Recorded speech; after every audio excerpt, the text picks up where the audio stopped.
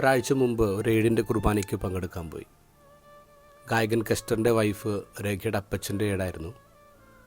ഞങ്ങളുടെ പാരിഷിൽ കുറച്ച് നാൾ ഇരുന്നിട്ടുണ്ട്. ആ സമയത്താണ് അദ്ദേഹത്തിന് മുഖ്യമന്ത്രിയുടെ മികച്ച അധ്യാപകൻ്റെ അവാർഡൊക്കെ കിട്ടുന്നത്. കുർബാനയ്ക്ക് ശേഷം രേഖയാണ് നന്ദി പറഞ്ഞത്.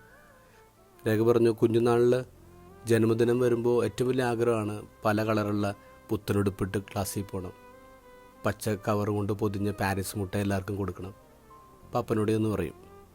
അപ്പം അപ്പൻ ചോദിക്കും, മോളെ എല്ലാവരും ഇങ്ങനെയാണോ ബർത്ത്ഡേ ആഘോഷിക്കുന്നത്? എല്ലാവരും ഇങ്ങനെ മിഠായി കൊണ്ടുവരാറുണ്ടോ? എല്ലാവരും പുത്തനുടുപ്പിട്ട് വരാറുണ്ടോ? അപ്പനെക്കുറിച്ച് പിന്നെയും കുറച്ച് കാര്യങ്ങൾ പറഞ്ഞിട്ട് രേഖ അവസാനിപ്പിച്ചിങ്ങനെയാണ്, പിന്നീട് എൻ്റെ ബർത്ത്ഡേസിന് ഞാൻ അപ്പനോട് പുത്തനുടുപ്പ് വേണമെന്ന് പറയാറില്ല, എനിക്ക് മിഠായി വേണമെന്ന് വാശി പിടിക്കാറില്ല. ഒരധ്യാപകൻ എങ്ങനെയാണ് നല്ലൊരു അപ്പനാകുന്നതെന്നും ഒരപ്പൻ എങ്ങനെയാണ് ഏറ്റവും നല്ല അധ്യാപകനാകുന്നതെന്നും ഈ അപ്പനിൽ നമുക്ക് കാണാൻ പറ്റും. ഈ ദിവസങ്ങളിൽ നമ്മുടെ വിദ്യാലയങ്ങളിൽ നിന്ന് വരുന്ന വാർത്തകൾ ഒട്ടും ശുഭമല്ല. സ്കൂളിലെത്തും മുമ്പ് വീട്ടിൽ നിന്ന് നമ്മുടെ കുട്ടികൾ പഠിക്കേണ്ട ആദ്യത്തെ പാഠമാണ് അനുകമ്പ, കരുതൽ. ഇത് ഗോസ്പലിൽ നോക്കി, ഒരു വലിയ ജനക്കൂട്ടി ഈശോയുടെ കൂടെ ഉണ്ട്.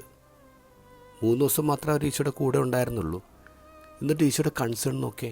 ഈശോ പറയുന്നത് അവരെ വിശപ്പോടെ പറഞ്ഞയക്കേണ്ട, അവർ വഴി തടന്നു വീഴും. പലരും വളരെ ദൂരത്തുനിന്ന് വന്നിട്ടുള്ളവരാ. അവർക്കെന്തെങ്കിലും ഭക്ഷിക്കാൻ കൊടുത്തേ. ഒരപ്പം കൊണ്ട് തീർക്കാവുന്ന എൻ്റെ വിശപ്പും ഞാൻ നടന്നു തീർക്കേണ്ട എൻ്റെ ദൂരവും എൻ്റെ ഈശോയുടെ പ്രൈം കൺസേൺ ആണ്, കരുതലാണ്.